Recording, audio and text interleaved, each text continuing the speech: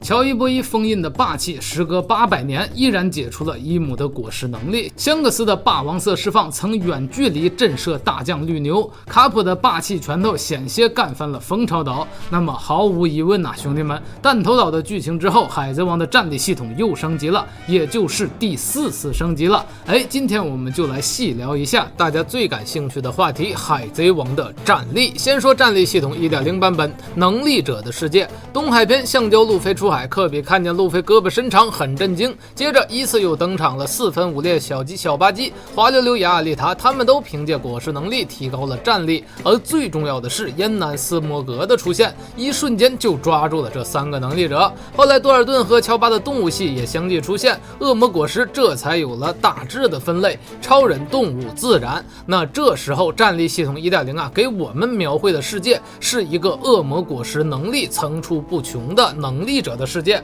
而且还给我们观众留下了一个钩子1：斯摩格的烟雾，这怎么打不中啊？自然系到后面要怎么打呀？阿旺当年呢就是怀揣着这个疑问追下去的，而尾田老贼呀那是贼得很，一开始没有正面回答。对战自然系的老沙呢采用了弱点克制，通过干巴巴老头送的水桶，路飞发现水能克制沙，找到了老沙的弱点。等打起来，路飞没有水了，就用沾满血水的拳头来战斗。这波设计很是温情细腻，而且热血，还临时缓解了战力系统 1.0 中对自然系的无奈的状况。但是老找弱点那也不是个事儿于是尾田又安排了2个小伏笔，铺垫了战力系统 2.0。一个是在老沙被路飞触碰到实体时，老沙说你这个家伙马萨卡。第二点是在加亚岛，老黑得知路飞1个亿，就说看他的霸气就不止3000万。这里的老沙点和老黑的霸气呢，指的或许就是海贼战力系统 2.0 的重要元素之一——霸气。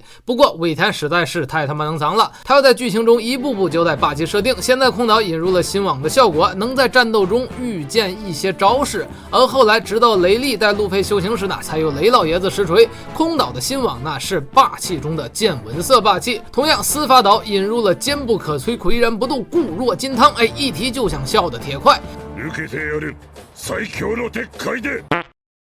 但是在鬼岛战争中，福兹福对申平也补充说明了，说这个铁块就是霸气中的武装色。还有路飞2年前无意识吓晕了牛牛，女儿国生气爆发震晕了那是一群美女，顶上战争突然爆发王的资质，后来我们才知道这是霸气中的一种最罕见的霸王色。而战力系统 2.0 中，恶魔果实依然是重要的构成元素，各类果实能力层出不穷。艾尼路、青雉、黄猿的简单出手就在不断的刷新自然系的攻击范围和强度。再看老白引发海啸地震原来这超人系也是厉害的一批。还有不惜叫 Mark 登场，黄猿亲口告诉我们，比自然系还稀有的动物系幻兽种考沃以内。还有德雷克恐龙形态出现呢，也说明动物系里还有古代种。而且这期间尾田还不断告诉我们，恶魔果实它本身它没有强弱，只有能力者使用开发到什么程度。然后在完善恶魔果实系统的同时，尾田又是这个传统技能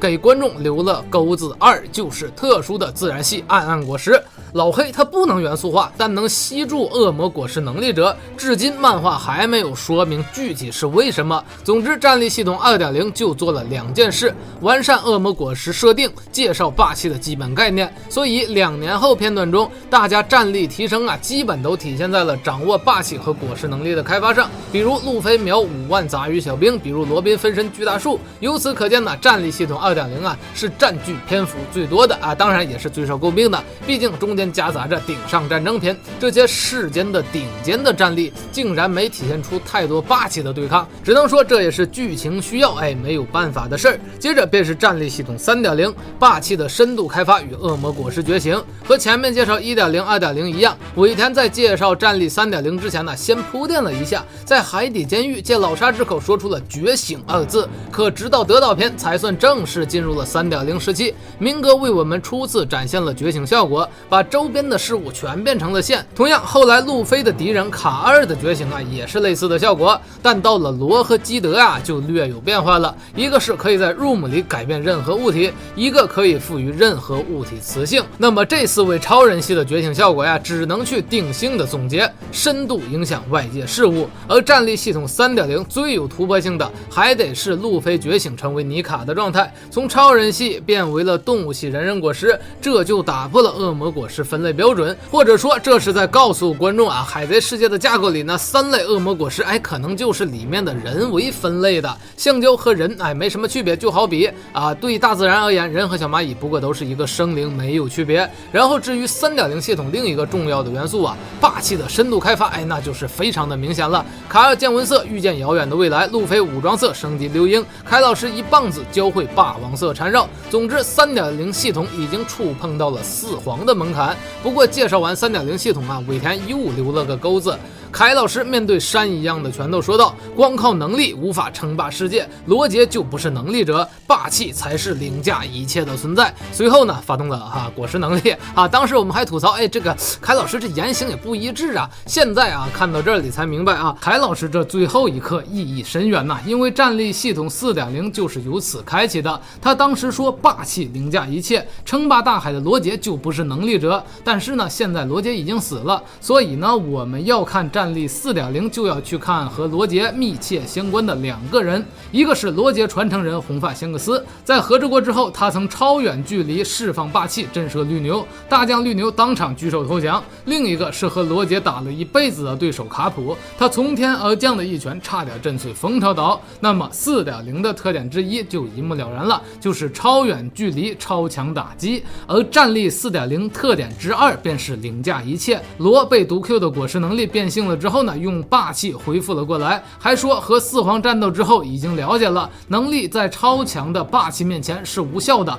那这就已经算尾田贴脸告诉我们了，果实虽然能做很多很变态的事儿，但霸气可以令其无效。那么可能有兄弟就问了，如果果实开发也很强，是不是能压制一般的霸气呢？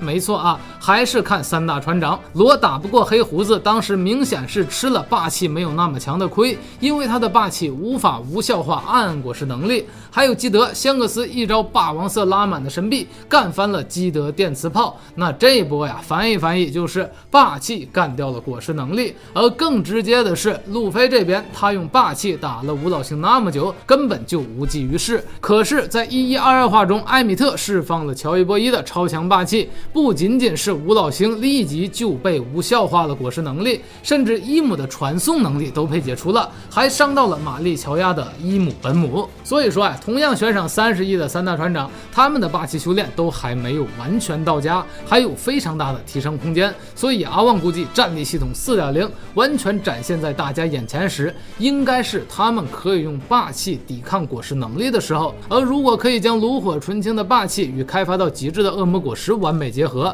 那时候的战斗应该会非常的酣畅淋漓，才是路飞被封为太阳神的时候。